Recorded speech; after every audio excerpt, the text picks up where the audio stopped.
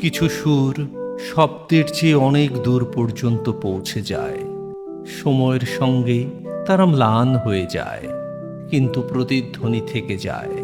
পানাম নগর তেমনই এক প্রতিধ্বনি, যার দেয়াল আজও অসংখ্য অসমাপ্ত গল্পের সাক্ষী।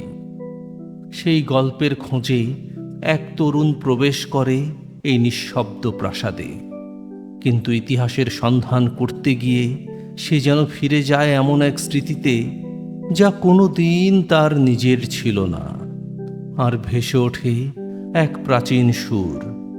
সেই সুর জাগিয়ে তোলে শতাব্দীর অপেক্ষায় থাকা এক রাজকন্যাকে। এক মুহূর্তে অতীত আর বর্তমান এক হয়ে যায়। তারপর তিনি মিলিয়ে যান, রেখে যান শুধু এক সুরের প্রতিধ্বনি।